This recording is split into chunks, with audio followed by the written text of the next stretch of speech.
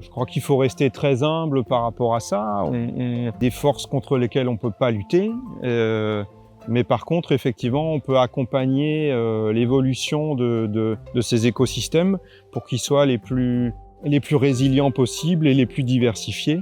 Je suis Didier Paillereau, je suis expert forestier depuis 20 ans et je m'occupe de cette forêt de Bournic qui se trouve dans une vallée vosgienne en Alsace, donc dans un contexte de collines de basse altitude. C'est une forêt qui est essentiellement constituée de résineux, d'épicéas, de pins, de sapins, ainsi que de quelques feuillus, et qui a toujours été menée jusqu'à présent en futaies régulières.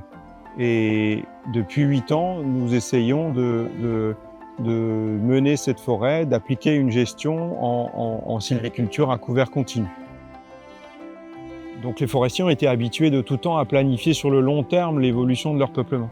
Mais aujourd'hui, il va falloir accepter un certain niveau d'incertitude sur l'avenir de nos peuplements et se mettre en position de souplesse quelque part et de capacité de réaction assez rapide sur des évolutions qui ne seraient pas forcément celles qu'on souhaite, et de manière aussi à se laisser le plus d'options de gestion possible sur de la production de bois d'avenir, sur de la récolte d'individus mûrs et sur l'émergence d'une régénération diversifiée. Et voilà, la partie la plus compliquée étant l'émergence d'une grosse crise comme ce qu'on a vu en 2018-2019 avec d'abord des températures élevées et après des scolites. Voilà, donc notre métier a changé depuis 4 à 5 ans, ouais, et il faut s'adapter. Là, au-dessus de moi, j'ai un chêne et un hêtre. Cette régénération naturelle diversifiée peut nous apporter de la résilience, et c'est pas parce qu'une espèce est très sensible au climat qu'il faut forcément tout récolter d'un coup, mais au contraire, on peut tout à fait continuer à faire évoluer ces peuplements qui sont de très belle qualité. On a ici des beaux épicéas qu'on souhaite encore faire grandir tant qu'ils ont la forme, la vigueur pour grandir. Ça demande un peu plus de suivi. Donc, nous regardons attentivement ces arbres, ce peuplement, et s'il y a des individus qui décrochent ou qui dépérissent, bien sûr, on les récolte très rapidement.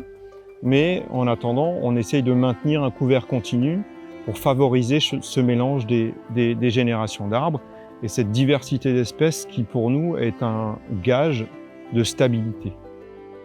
Moi, je trouve que ça fait sens. Après, je ne connais pas assez le métier d'architecte pour savoir jusqu'où ils pourraient s'en inspirer, mais il y a certainement à gagner pour eux et peut-être aussi pour nous, forestiers, qu'on échange un petit peu plus fréquemment sur nos vues du matériau bois, les limites que eux peuvent avoir et les limites que nous avons. D'abord les limites temporelles, parce qu'on ne peut pas créer une forêt en un claquement de doigts, et donc les arbres qu'on récolte aujourd'hui, c'est le fruit de 60, 80, 100, 150 ans de pousses. L'avenir de nos forêts est en partie entre nos mains. Je ne parle pas que d'euros ou de valeur bois, mais bien aussi de tout ce que peuvent représenter les enjeux sur la ressource en eau et sur nos paysages et bien sûr tous les intérêts qui en découlent sur les écosystèmes qui sont autour de ces forêts, quoi. Donc on a beaucoup à faire, je crois.